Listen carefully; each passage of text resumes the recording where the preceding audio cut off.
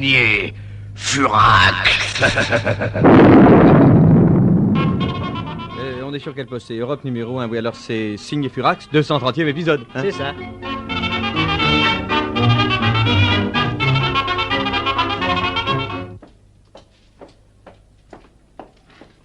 L'empereur peut-il recevoir la princesse de Metternich? Son Altesse impériale est en conversation privée avec la Maharanée Pauline-4 de Samakoutra. C'est bien. La princesse doit donc attendre. Il y en a pour longtemps? Non, je ne sais pas. Il s'agit d'un entretien secret. Louis, je proteste énergiquement. Plus bas, je vous en prie. Mais enfin, Louis! Non, mais ne m'appelez pas Louis. Oui, moi, je veux bien vous appeler Alfred ou Léon, mais ça ne changera rien. Mais ce n'est pas ce que je vais dire. Ici, c'est mon cabinet de travail officiel, et le protocole reprend ses droits. Alors, appelez-moi Sire. Comme vous voudrez. Il n'empêche, sire, que je me lève avec véhémence et indignation contre les agissements de votre police. Calmez-vous, votre sérénité, et ne créez pas un incident diplomatique. J'en serai navré. Tenez, un quart Perrier. Ça oui, avec tout de même. Merci. Enfin, tout de même, sire, arrêtez comme de vulgaires malfaiteurs 2 membres de ma suite. Avouez qu'il y a de quoi. Il ne s'agit certainement que d'un regrettable malentendu. Je vais arranger ça. Sire, je vous en prie, faites vite. Le moindre délai risque d'être fatal. Fatal? Je réalise mal, votre sérénité. Vous ne pouvez pas comprendre. Mais si vous avez pour moi le moindre sentiment d'amitié... Mais j'ai plus que de l'amitié pour vous, chère Maharanée. Oh. Beaucoup plus, et si... Ah, sire, vous me direz ça une autre fois. Mais pour l'instant... C'est bien. Ruffmal! Sire? Portez immédiatement cet ordre d'élargissement au commissariat du Faubourg du Roule. Qu'on libère sur le champ leurs excellences Asti et Gigiboy. Bien, sire, j'y cours. Ah, Truffemoll! Rapportez-moi le dossier que le commissaire a dû constituer sur cette affaire. Ah, sire, merci. Oh, je vous en prie, j'aimerais vous revoir très bientôt, hein, en un lieu plus intime, où je pourrais, sans souci du protocole, vous appeler tendrement Pauline. Oh, loulou.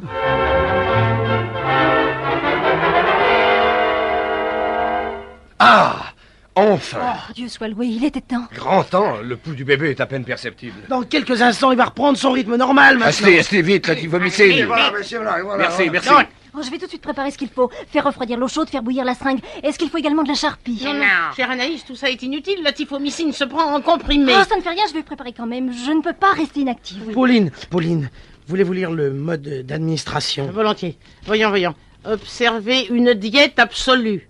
Et prendre 2 comprimés avant, pendant et après chaque repas. Ça veut dire ça? Ça ne me paraît pas très clair. Vous permettez. Ah oui, mais non, ça c'est le traitement pour adultes. Ah bon? Et pour traiter de la marine. Alors? Il s'agit d'un bébé. Alors, voyons. Mais oui, c'est au verso, c'est ça. Ah, voilà. Pour les enfants en bas âge, des nouveau-nés et menuisiers assermentés, 3 comprimés par 24 heures, à prendre avec une cuillerée d'eau sucrée pour les tout petits et un verre de schnapps pour les menuisiers assermentés. Donnez-moi un tout de suite, j'y vais. Allez-y vite.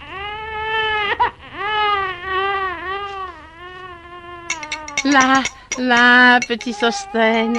On dirait qu'il se rend compte qu'on va le sauver. Anaïs. Oui. Ouvrez-lui la bouche. Voilà. Bien. Un peu d'eau sucrée. Voilà. Ça y est. Il l'a avalé. Oh, merci, chère Pauline. Ainsi, c'est simple comprimé. Mais oui, mon cher Honoré. C'est un magnifique remède. Comment pourrais-je tous vous remercier, mes bons amis? Et maintenant, qu'est-ce qu'il faut faire? Rien d'autre pour le moment. Il n'y a plus qu'à attendre.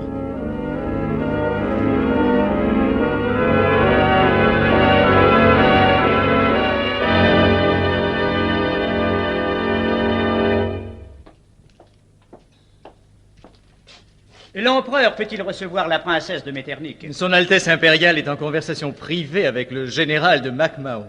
C'est bien, la princesse attendra. Mais c'est bien ennuyeux. Hein, pourquoi? Elle avait apporté un cornet de glace pour l'empereur. Je me demande ce qu'ils font. Eh ben, mais c'est la glace. Non, ce qu'ils font. MacMahon et l'empereur.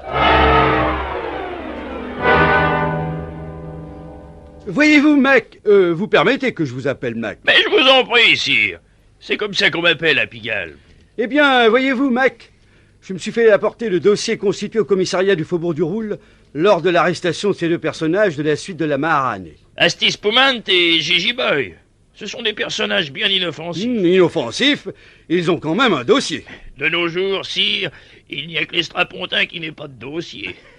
Allez, regardez ce qu'ils avaient sur eux. On dirait un journal. Oui, mais d'un format bien excessif. Et avec des photographies daguerréotypées. C'est bien la première fois que je vois ça. France Soir. Quel curieux titre. Nous avons le journal des débats de M. Sylvestre de Sassy, le siècle de M. Havin qui mange du curé. Nous avons le Figaro du joyeux Villemessant. Mais je n'ai jamais vu d'aussi étrange feuille que ce France Soir. Regardez-moi ces titres. Enfin, mais qu'est-ce que ça veut dire? La SFIO répond ce soir à M. Flimlin. C'est incroyable. Et l'intervenant passera le mur du son. Je dois dire que je ne comprends pas, sire. Voyons les autres pages. Oh, regardez, MacMahon. Radio-télévision. Qu'est-ce que ça veut dire? Ce soir, Europe numéro 1, Musicorama. C'est bizarre. Oh! Oh, et cette information. Hôtel Drouot, une chemise de nuit ayant appartenu à l'impératrice Eugénie, a été vendue 30 000 francs. Oh! Enfin, voyons. Ma femme ne vend pas ces vieilles chemises de nuit aux enchères. Enfin, du moins, je l'espère. C'est un journal de feu. Ou alors c'est Bismarck qui invente tout ça pour nous nuire. Et regardez, sire. À la dernière page, toutes ces petites bandes dessinées. Oh, on n'a jamais vu ça dans nos feuilles. Mais qu'est-ce qui vous fait rire, Mac? C'est bête. Quoi? Ces dessins-là. Signé Furax. Oh, le boudin sacré. Faites voir.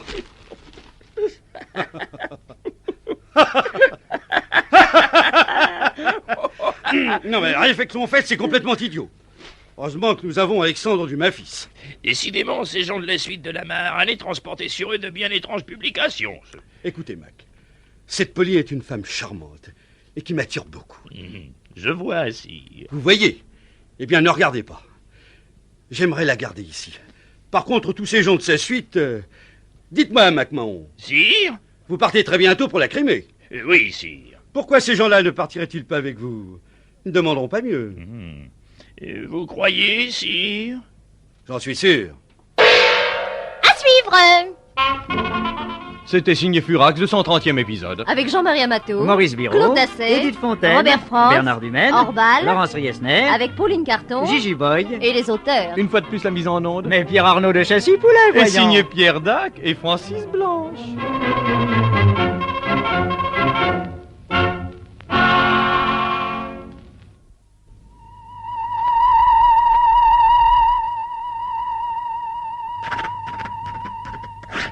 Signé Furax. Qu'est-ce que ça veut dire 2, 3, 1 à 231e épisode.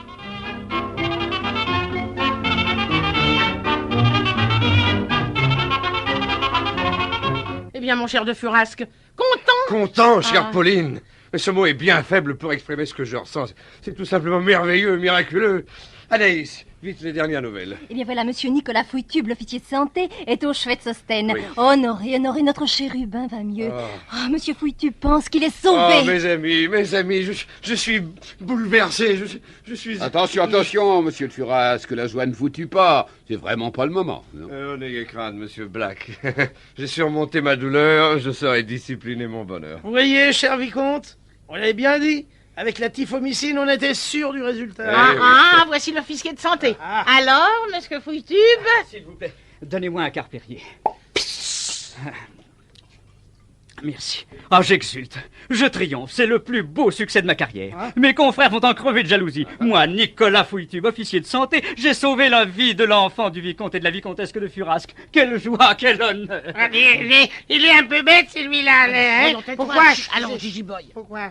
Croyez, monsieur Fouitube, que nous vous sommes infiniment reconnaissants. Mais vous pouvez, monsieur le vicomte, vous pouvez. Ainsi, l'enfant... Hors de danger, hors de danger. La fièvre a considérablement baissé, la température est presque normale. Écoutez-le. Mais il pleure, monsieur Fouitube. Mais tant mieux, c'est ce qu'il faut, signe qu'il recouvre la santé. Il faut qu'un bébé pleure et crie, ça lui fortifie les poumons, ça prouve sa vitalité. Alors, Gigi Boy, qu'est-ce qui te prend? Eh ben, pourquoi si c'est bon, il va montrer qu'il a la vitalité aussi, qu'il est bien sépoté, alors il pleure. Voyez-vous, ça plaît pas. Voyez-vous, j'étais sûr de mon traitement tout personnel d'ailleurs, et le résultat prouve que j'ai eu raison de l'appliquer. En pareil cas de remède majeur, les serviettes chaudes et les lavements. Vous avez bien fait tout ça, n'est-ce pas? Sans oublier l'huile tiède dans les oreilles, la décoction de cannelle dans les narines et les compresses trempées dans la tisane du curé du Pec. Oui. Parfait. Je retourne auprès du bébé pour l'examiner une dernière fois, par acquis de conscience. C'est ça. Par acquis de conscience. Cet imbécile prétentieux qui est persuadé que c'est lui qui a sauvé Susten. Alors que... Oh, mais ne le détrompez pas, voyons, Honoré, ça lui fait tellement plaisir. Mais quand même, il dépasse les bornes. On peut pas lui en vouloir. Il sait pas que c'est grâce à la typhomycine. Évidemment, mais il faut le lui dire. Il faut qu'on connaisse partout l'existence de cette drogue miracle. Il faut répandre la bonne nouvelle. Ah, mon cher de Furasque, je ne crois pas que nous en ayons le droit. Enfin, Pauline. Pauline a raison, de Furasque. Nous sommes venus à Paris uniquement pour empêcher les babus de changer le cours de l'histoire. Il nous appartient pas de devancer d'un siècle les progrès de la science médicale. Nous sommes en 1855, ne l'oubliez pas. On a pu se procurer l'antibiotique qui a sauvé votre fils grâce à l'extrapolateur de densité qui nous a permis de nous déplacer jusqu'en 1957. Mais c'est un cas exceptionnel. Eh oui, et notre devoir est d'en rester là. Donc, pas un mot à le fichier de santé. Attention, le voilà. Tiens, voilà le jocrisse. Voilà, tout va bien. Le bébé dort, le pouls est normal. Par précaution, ce soir, encore une serviette chaude et un lavement à la chicorée, n'est-ce pas? D'ailleurs, prenez-en tous un aussi, ça vous fera le plus grand bien. Son lavement, il peut bien se calmer. Allez, au revoir. Après avoir sauvé votre fils, je me sauve. C'était amusant, Au revoir. Au revoir. N'est-ce pas? Vous comprenez, Honoré, nous n'avons pas le droit de trahir les secrets de l'avenir, d'anticiper sur les découvertes futures. Oui, je comprends, mais je le déplore. Ah, nous aussi, mais quoi? 100 ans, c'est vite passé. Allora dite, queste due tube de sta tifomycine qui reste, qu'est-ce qu'on en fait? On les jette? Ah non, on ne les jette pas. Alors, on va les donner à un pharmacien. Mais non, Asti, on vient de vous expliquer que c'est pas possible. Ah, on en fait quoi alors? Écoutez, attendez, écoutez. Gigi-Boy, il va se sacrifier, il va avaler la typhomycine pour que ça soit pas perdu. Mais non. Il y a qu'à les laisser au vicomte de Furasque, au cas où il en aura encore besoin. Ah, pardon, un instant. Est-ce que vous ne songez pas qu'il y a quelqu'un qui en a besoin plus que n'importe qui? Mais non, qui? Toi, Black? Moi, non. Et vous, Astrid? Non, moi ça va. Et c'est toi, Gigi-Boy? Mais non, Gigi-Boy, il veut bien les croquer pour faire plaisir, mais ça va. Alors, oh mon Dieu, je ne vous en veux pas. Mais mes bons amis, avez-vous songé à Eutimène? Eutimène. C'est vrai, ça, ce pauvre Eutimène. Oh là, c'est pauvre Eutimène. Il était bien malade, vous savez. Ah oui, comme tu dis, Gigi-Boy, il était bien malade. Et il n'a pas hésité à vous faire un cadeau. À nous faire un cadeau. À nous faire cadeau de ces 2 tubes de typhomycine pour sauver la vie d'un petit enfant. Ah, ça, il faut bien dire que c'est un geste qui a de la gueule. Alors vous voyez, il reste 2 tubes sur les 3 qu'il vous avait sacrifiés. Est-ce que vous ne croyez pas que ça vaut la peine de retraverser les siècles pour lui sauver la vie, une vie à laquelle il avait spontanément renoncé? Oh, que si, Madame Apolline. Si vous l'aviez vu, votre pauvre mari, il avait presque l'air content de faire ça, comme que si avait été le premier grand geste de sa vie. Mais peut-être que c'était vraiment son premier grand geste. Voyez-vous, on prend trop l'habitude à présent de ne respecter que le génie, de n'admirer que ceux qui sont au premier plan. Mais regardez de quoi sont capables tous ces braves gens qui n'ont jamais eu l'air de rien. Songez donc à la force que représentent tous ces petits sacrifices obscurs. Moi, j'ai souvent méprisé Eutimène quand je l'ai vu changer, s'encrouter, abdiquer. Mais c'est bizarre, aujourd'hui, à la lueur de son grand sacrifice, je sens qu'il faut à mon tour que je risque pour lui, que ma place est à côté de lui, enfin, que je dois vous quitter, mes amis. Eh oui. Il faut qu'il nous quitte, alors au revoir. Alors, Pauline? Qu'est-ce que vous décidez? Eh bien, je vais partir, mes enfants, je vais quitter cette époque où vous avez encore du travail à faire, retourner près de celui que, somme toute, j'avais choisi pour époux. Tenter, à l'aide de ces 2 tubes de typhomycine, de sauver cette vie qu'il nous avait si gentiment sacrifiée. Si c'est encore le temps. Mais il en est encore temps, Asti. Les gentils ont la vie dure. Quand on n'est pas en vue, le mauvais sort vous oublie plus facilement. On vous le souhaite, Pauline. Oui, retournez vite en 1957. Nos vœux vous accompagnent. Ah, peut-être que Gigi-Boy peut accompagner les vœux aussi, et puis Madame Pauline, et partir avec vous, non? Oui, Gigi-Boy, on a besoin de toi ici. Tu es un homme, non? Ah oui, Gigi-Boy, il est un homme. Il va te montrer Asti tout de suite, tu vas voir qu'il est un homme. Attention, mes amis. Voici à nouveau l'officier de santé. Et Et alors, monsieur Foutube, vous aviez pris congé, nous vous croyions partis. Donc j'ai été juste passé reprendre ma sacoche et mon matériel dans la chambre du petit malade. Enfin, de l'ancien petit malade que j'ai sauvé. Vous avez tout récupéré? Oui. Ah, j'ai même trouvé 2 tubes avec de curieuses petites pastilles blanches. Tifomycine. Bon, je ne sais pas à quoi ça peut bien servir. Oh, ça rien. Alors je les jette, n'est-ce Ah pas? non. Donnez-moi ça, monsieur Fouille-Tube. Et les Donnez. voilà, votre sérénité. Mais méfiez-vous, ces drogues de charlatans ne sont pas reconnues par le corps médical.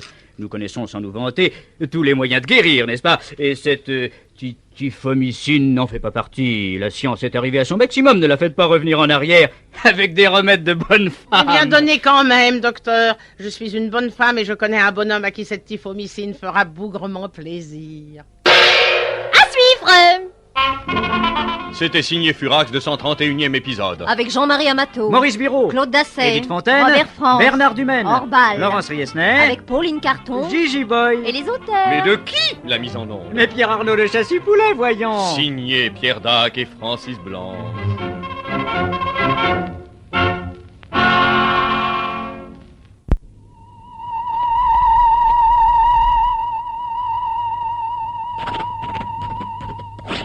Signé Furax. 232e épisode, pardon.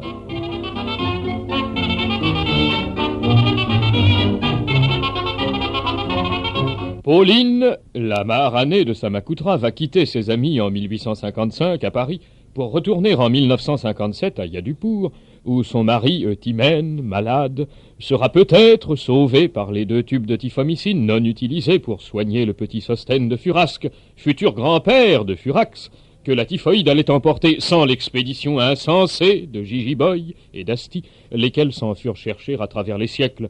La drogue miraculeuse qui devait rendre le sourire au vicomte Honoré de Furasque, enfin rassuré sur le sort de son fils. Pour une phrase, c'est une phrase. Laissez-le tranquille, il n'a pas fini. Et c'est pourquoi, ce matin de septembre 1855, Pauline se trouvait en conférence intime avec Napoléon III, empereur des Français. Alors, chère Pauline. Ah, sire, voyons. Que faites-vous du protocole? Appelez-moi à votre sérénité. Nous ne sommes pas dans un bureau officiel, mais dans un cabinet privé, loin de toute indiscrétion. J'ai d'ailleurs donné des ordres qu'on ne nous dérange sous aucun prétexte. Donc nous sommes seuls. Oui, à part Truffemolle, qui écoute à la porte parce que c'est dans ses attributions. Ainsi donc, comme je vous en avais pris, vous êtes revenu me voir, en tête à tête. C'est pour moi une bien grande joie, Pauline. Oh, pour moi aussi, Louis, quoique un peu teinté de mélancolie. De mélancolie? Mais pourquoi donc? Vous aurais-je offensé sans le vouloir? Pas le moins du monde, cher Louis. Alors, soyons tout à la joie. Oh, Louis, restez assis. Et gardez vos mains tranquilles. Je suis venu vous faire mes adieux. Que dites-vous? Vos adieux?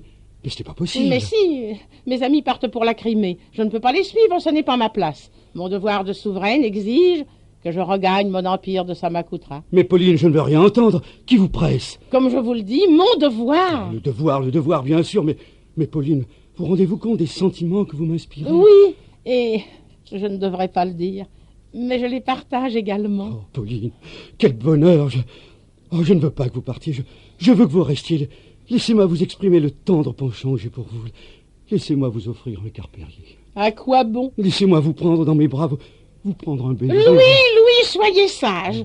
Les mains derrière le dos. Le vôtre, pas le mien. À quoi ça nous mènerait-il? Vous êtes marié. Oui, mais... À une femme jeune et jolie. Mais oui, je sais. Eugénie est charmante, mais si légère, si frivole, soucieuse seulement de ses toilettes, allant de fête en fête et de bal en réjouissance. Tandis que vous, Pauline, je sens que vous êtes la femme de ma vie. Je me sentirais si bien à vos côtés. À combien de femmes avez-vous déjà tenu ce propos?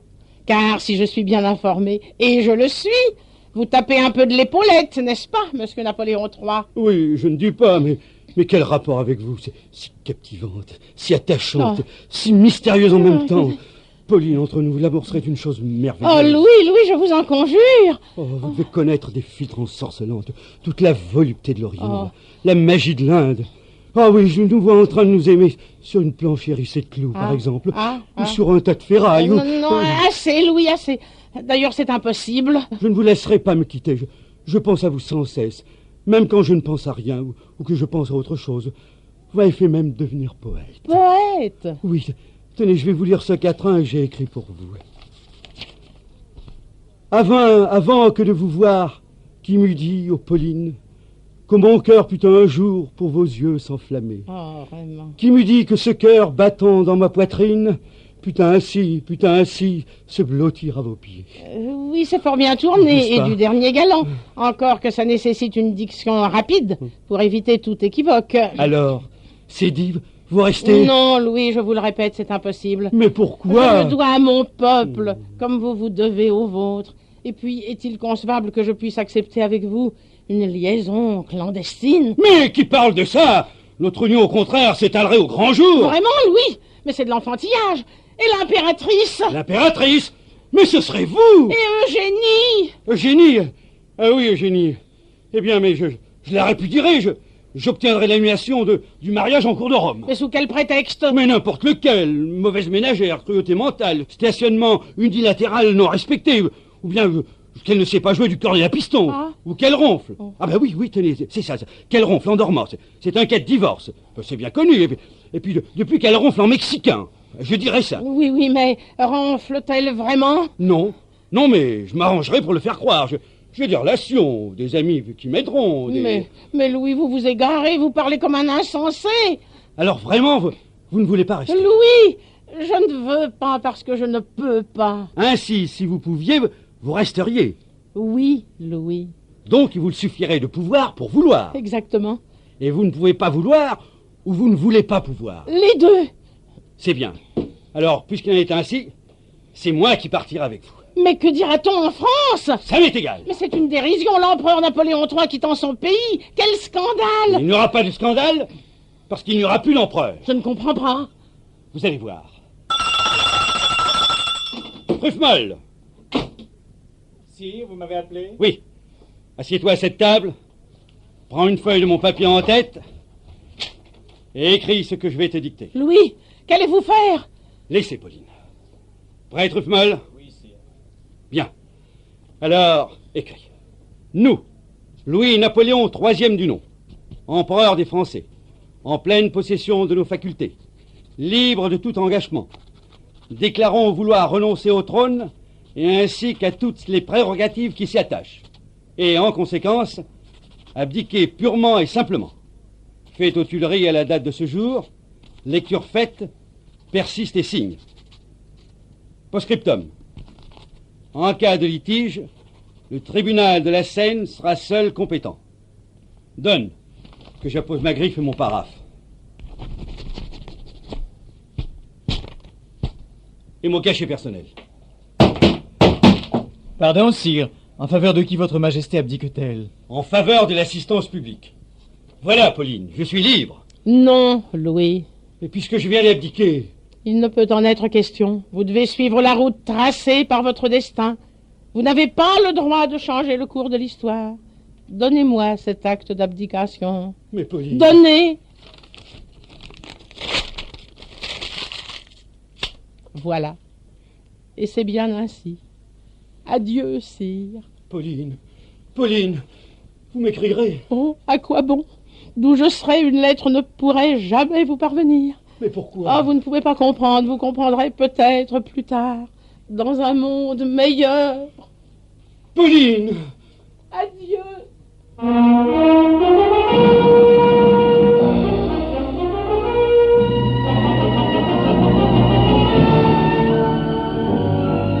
Et Pauline s'enfuit. À la barrière de Neuilly, près de l'Arc de Triomphe, une étrange zone de 3 mètres carrés pleine de vibrations bizarres l'engloutit en quelques secondes, la transportant un siècle plus tard vers son mari mourant qui ne l'attendait plus. Une Pauline triste un peu, rêveuse par instants, mais fière d'avoir été fidèle à celui dont elle avait accepté d'être la femme. Dans quelques instants, elle sera à Yadipour en 1957. Arrivera-t-elle à temps pour sauver Timène? Eh bien, il faudrait...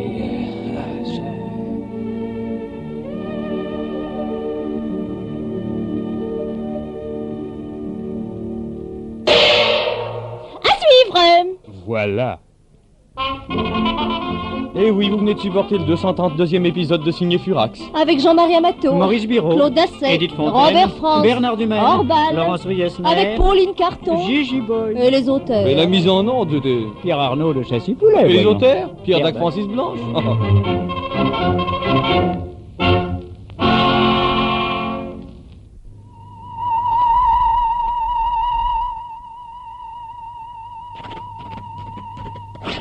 Signé Furax. Épisode 233. 33.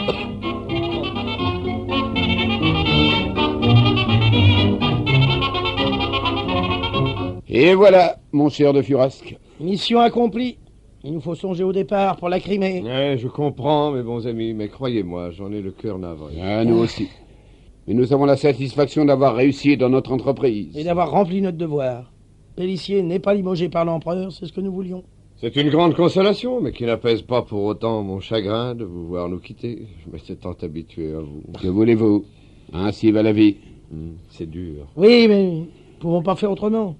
À présent, nous devons terminer notre tâche. Finir de contrecarrer les plans infernaux des babus et assurer la continuité de l'histoire en aidant à la conquête de Sébastopol. Je vous envie. J'aimerais tant partir avec vous. Hélas, c'est impossible. Eh oui, c'est impossible, en effet. Votre ligne de conduite est tracée. Rien ne vous permet de vous en écarter. Oh, je le sais. Et je me résigne. Alors, pour quand le départ? Ce soir, 9h. Mais on a rendez-vous à 5h moins le quart avec le général de MacMahon à la gare de Lyon, devant la consigne des bagages. Il aime bien qu'on soit un peu en avance. Vous prenez le train de Marseille? Oui, naturellement. Non, Gigi Boy. Gigi Boy! À préparer les bagages, et dépêche-toi. Ah bon, bien, monsieur Black, c'est pas. Pourquoi Gigi Boy, il s'est bien préparé les bagages, Oui, il oui. met tous les valises dans les paquets, tous les paquets par terre, et tout il fout la gueule dedans. Dites, monsieur Black, monsieur White, j'ai lu là dans mon livre d'histoire qu'à Sébastopol, il y aurait le choléra. Et alors? Alors moi, j'aimais pas ça. Que c'est pas une maladie élégante, que peut-être on pourrait attendre un petit peu. Monsieur de Furasque, il refusera pas. Non, pas question. Choléra ou pas, on part. Qu'on part par la gare de Lyon, non? Oui, naturellement, oui. Et pourquoi on pourrait peut-être partir par la gare à Montparnasse, que c'est plus près d'ici, hein? Non, Steve, la paix, je vous en prie. Hein. Quoi, vous avez la frousse ou quoi? Qui? Moi, la frousse? Jamais. Je me sens pas bien. Hein? Vous avez mal? Oui, monsieur Black. Où ça? Justement, je sais pas où exactement, mais c'est pas normal. Oui, ça va, le voyage vous retapera, mon vieux. Allez. C'est ce choléra que ça m'inquiète.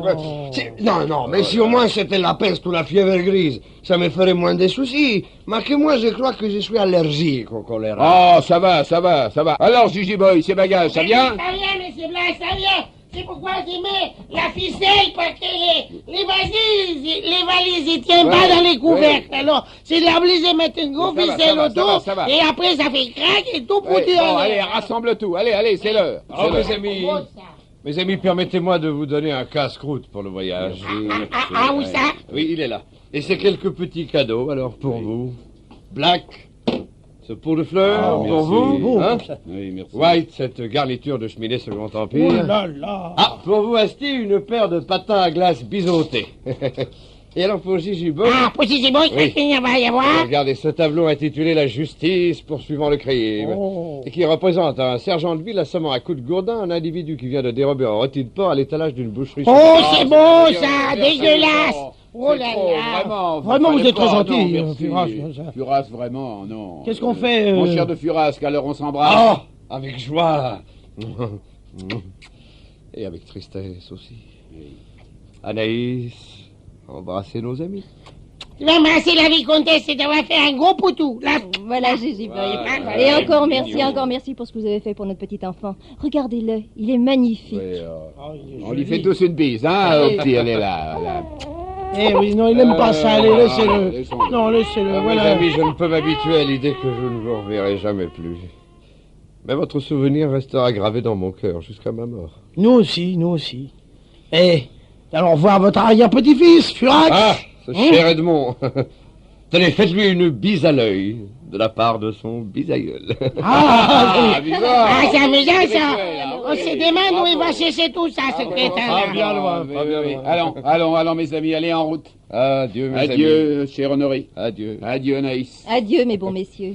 On devrait se voir plus souvent entre gens du 19e et du 20e siècle. Ça aiderait à la compréhension mutuelle. Oui et non, cher vicomte. Notre siècle a de bonnes années, bien sûr, mais croyez-nous, il a de foutus quart d'heure.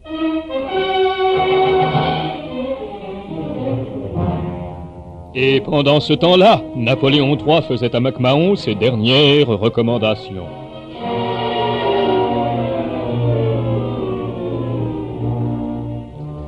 Voyez-vous, MacMahon, je ne suis pas fâché d'avoir réussi à persuader ces gaillards-là de partir pour la Crimée avec vous. Vous n'avez pas tort, sire. Ils avaient beau appartenir à la suite d'une princesse exotique, leur attitude avait quelque chose de bizarre. On dirait qu'ils sont d'une autre planète. Ou d'un autre âge. Vous dites des bêtises, MacMahon. On ne peut pas venir d'un autre âge. Bien, sire. Oui. Vous dites bien, sire, pour me faire plaisir. Oui, sire. Parce que je suis l'empereur. Oui, sire. Et si je n'étais plus l'empereur? Je dirais bien, monsieur. C'est bon. Revenons à notre affaire. Vous partez pour la Crimée, vous savez pourquoi? Oui, sire. Ce n'est pas pour apprendre à chanter au Tchitchourna sur l'air de « Si tu n'en veux pas, je la remets dans ma giberne », n'est-ce pas? Non, sire. D'ailleurs, je chante faux. Ce n'est pas non plus pour manger du caviar dans des assiettes à soupe. Non, sire. D'ailleurs, je suis au régime. Ni pour faire des travaux de couture et tailler des gants pour la main de ma sœur dans la culotte d'un zouave. Non, sire. D'ailleurs, je ne sais pas coudre. Je vous envoie là-bas pour aider Pélissier à gagner la guerre et à faire tomber la ville de Sébastopol. Elle tombera, sire. Tu sais, je lui fais un croche-pied. Si le tsar est victorieux, Dieu sait les conséquences que ça peut avoir pour la France, pour l'Europe, pour le monde. Comptez sur moi. Et n'hésitez pas à sonner le général Pélissier. C'est une forte tête qui nous a déjà coûté très cher. Et sire, Pélissier est un homme solide. Il sait ce qu'il veut. Il a confiance. En un mot, c'est un convaincu. Eh bien, justement, il faut que ça change. C'est une victoire que je veux. Compris? Compris, sire. Et si vous êtes vainqueur, MacMahon, j'ai une surprise pour vous. Oh, quoi donc? La Légion d'honneur? Mieux que ça. L'Académie française? Mieux que ça. Vous me faites languir, sire. Une avenue. Une avenue? Mon nom a une avenue? Oui, avenue MacMahon. Dans Paris? Oui. Quel quartier aimeriez-vous? Oh, l'Étoile, sire. Ce quartier qu'on est en train de construire. Ah, l'Étoile. Oui, bien sûr, mais c'est que... Ah, j'ai promis. Passez-moi le plan. Là. Oui, ça. Oui. Là, merci. Eh oui, tout est pris à l'Étoile. Je n'ai que 12 branches, n'est-ce pas? Quand même, sire, il y en aura bien une pour moi. Ah, c'est que... Vous voyez, là, Champs-Élysées, Grande Armée, ça, c'est oublié. Avenue du Bois, je suis forcé. Sinon, Haussmann me sabotera mon bois de Boulogne. Et là? Ah non, ça, impossible. Kléber, Hoche, Marceau, Carnot, tout ça, c'est sacré, j'ai promis à leur famille. Et reste celle-ci. C'est l'avenue Niel. Il me fera une scène atroce. Mais sire, il ne vous a pas gagné de bataille. Oh, MacMahon, vous me mettez dans une situation... Regardez, sire. Cette avenue Niel, elle est bien trop longue. Pourquoi ne commencerait-elle pas, par exemple, ici, avenue des Ternes, Oui, évidemment. Et de l'Étoile aux Ternes, avenue MacMahon. Avouez que ça aurait de la gueule. Oui, mais celle de Niel. Écoutez, sire, si vous me promettez mon avenue à l'Étoile, je prendrai moi-même la tour Malakoff. Allez, entendu, Mac. Mais c'est compris. Je veux Sébastopol avant la fin du mois. Vous l'aurez, sire. Quand partez-vous? À 9h ce soir. Mais j'ai donné rendez-vous à ces messieurs Black et White à 5h moins le quart à la consigne de la gare de Lyon. Ne les perdez pas de vue, hein? J'aime mieux les savoir en Crimée qu'à Paris. Comptez sur moi, sire. Je m'installe dans leur compartiment et jusqu'à Marseille, j'y suis, j'y reste. Bravo, MacMahon. Vous irez loin. Pourvu que j'en revienne, sire. À suivre. C'était le Signe Furax, le 233e épisode. Avec Jean-Marie Amato, Maurice Biro, Claude Dasset, Edith Fontaine, Robert France, Bernard Dumaine, Orbal, Laurence Riesner, avec Pauline Carton, Gigi Boy et les auteurs. Et la mise en onde enveloppée par qui? Pierre Arnaud de Chassupoulet. Et c'était signé Pierre Dac et Francis Blanche.